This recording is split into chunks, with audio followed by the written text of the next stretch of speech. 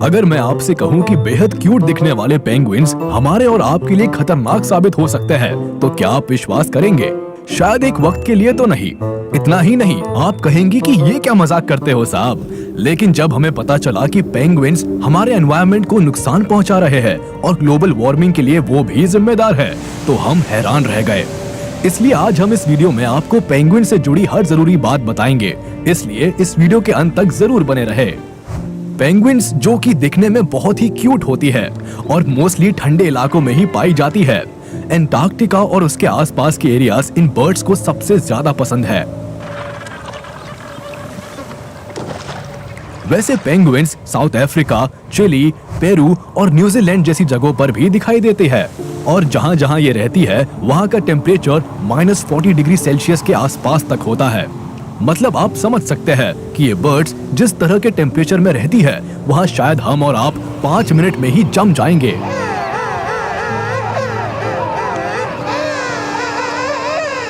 वैसे गौर करने वाली बात तो ये है कि पेंगुइन्स बाकी बर्ड्स की तरह उड़ नहीं सकती, पर ये स्विम करने में एक्सपर्ट होती है और पानी में -1.8 डिग्री सेल्सियस टेम्परेचर पर भी स्विम कर सकती है। मतलब ऐसे पानी में हम स्विम तो छोड़िए, अगर उतरने की हिम्मत जुटा पाए तो नानी याद आ जाएगी। एक और खास बात, पेंगुइन डीप सी में 850 फीट तक जा सकती है।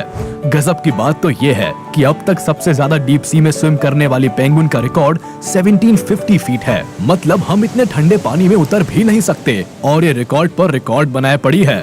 वैसे इतना जानने के बाद आपको लग रहा होगा कि ये सिर्फ समुद्र में रहना पसंद करती है, तो ऐसा नहीं है, क्योंकि पेंगुइन्स जितना वक्त पानी में बिताते हैं उतना ही उन्हें जमीन भी भाता है।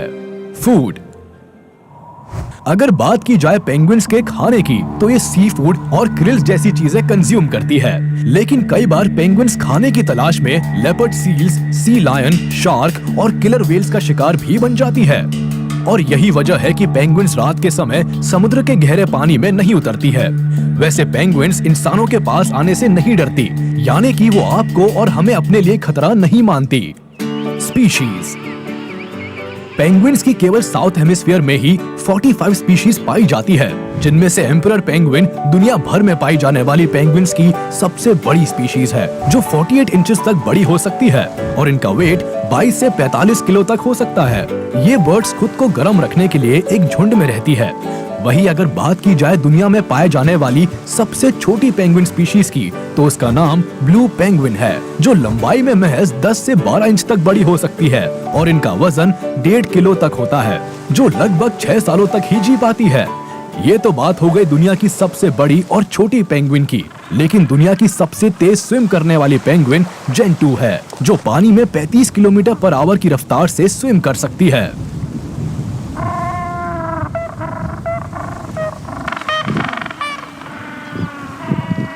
वैसे अभी तक तो हमने अलग अलग तरह की पेंगुइन स्पीशीज की बात की, लेकिन अब बारी है ये बताने की कि पेंगुइन्स एंटार्क्टिका के लिए थ्रेट क्यों है।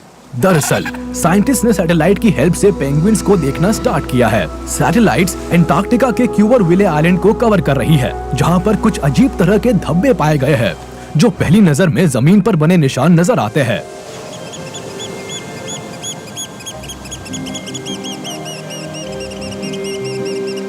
लेकिन ये अजीब तरह के धब्बे पेंगुइन पूप यानी कि पेंगुइन का मल है।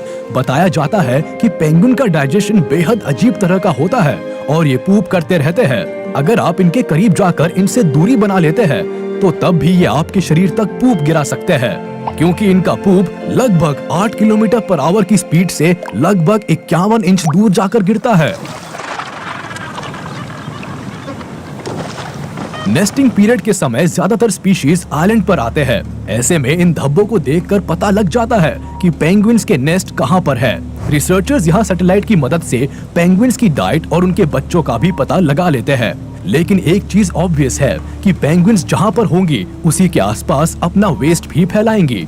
ऐसे में वो आइलैंड के जिस जिस हिस्से में जाते हैं वहाँ गंदगी फैला देते हैं।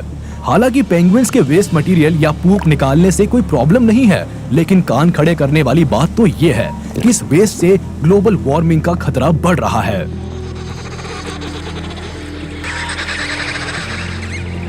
Actually penguins nitrogen rich foods खाते हैं, जैसे फिश, क्रिल्स एंड ऑल। और यही सब खाने की वजह से ये बर्ड्स लार्जेस्ट क्वांटिटी में नाइट्रस ऑक्साइड गैस प्रोड्यूस करते हैं, जो कि नेचर के लिए बहुत ही ज्यादा खराब है, क्योंकि इस गैस की वजह से अंटार्कटिका के आसपास ग्लोबल वार्मिंग का खतरा बना रहता है।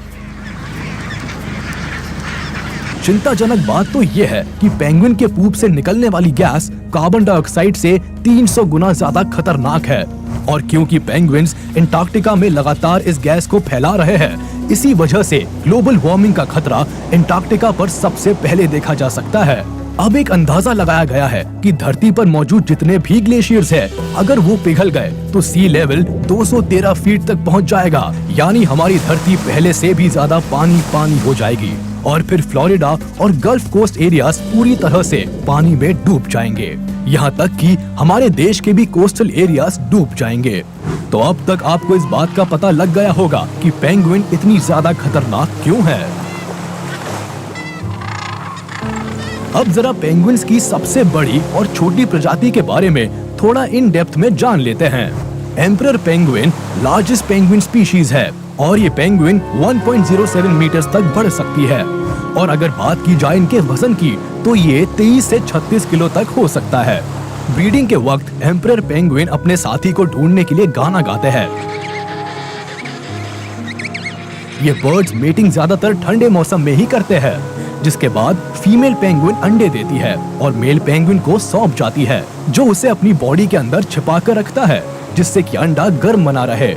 एक मेल पेंगुइन ऐसा लगभग 64 दिनों तक करता है। खास बात यह है कि अगर पेंगुइन का बच्चा इनसे दूर हो जाए या मर जाए तो ये दूसरे अनाथ पेंगुइन्स को अडॉप्ट कर लेते हैं।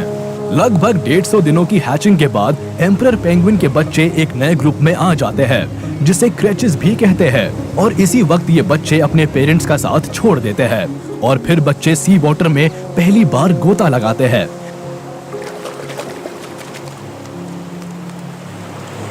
ये सब प्रोसेस दिसंबर और जनवरी के महीनों के आसपास होता है।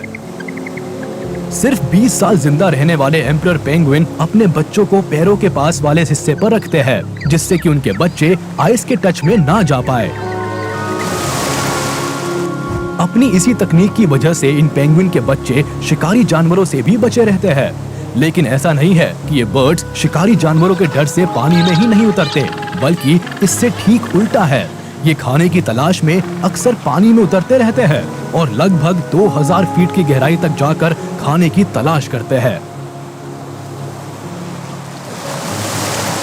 अंटार्कटिका में पाए जाने वाले पेंगुइन्स ज्यादातर कोस्टल एरियाज में ही रहते हैं, क्योंकि इनको पानी के पास रहकर खाने के लिए ज्यादा दिक्कत नहीं उठानी पड़ती। Little blue penguin, world smallest penguin, दुनिया की सबसे छोटी पेंगुइन स्पीशीज जो कि ब्लू पेंगुइन है, ये न्यूजीलैंड और ऑस्ट्रेलिया में पाई जाती है।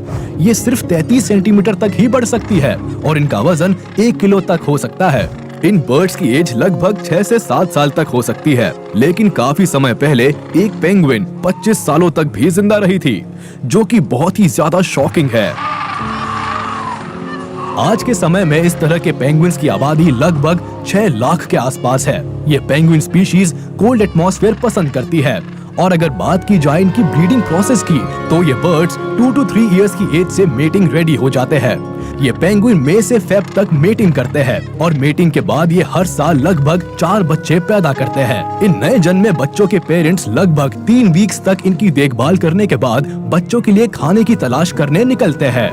वैसे नन्हे बच्चे बहुत ही जल्दी बढ़ जाते हैं और लगभग 8 सप्ताह में ही अपना घोंसला छोड़ देते हैं। आपको बता दे कि ये बर्ड्स रेत में गड्ढा खोदकर या फिर चट्टान में कोई होल देखकर वही अपना आशियाना बना लेते हैं। अपनी स्पीशीज की बाकी पेंगुइन्स की तरह ही इन बर्ड्स को भी शिकारी जानवरों का खतरा बना रहता है, और ज्यादातर इनका शिकार शार्क और सी लायन जैसे पानी में रहने वाले जानवर करते हैं। लेकिन अब क्योंकि इनका घर जमीन पर या चट्टान पर होता है, ऐसे में जाहिर सी बात है कि इनको जमीन पर रहने वाले जानवरों से भी बचना पड़ता है।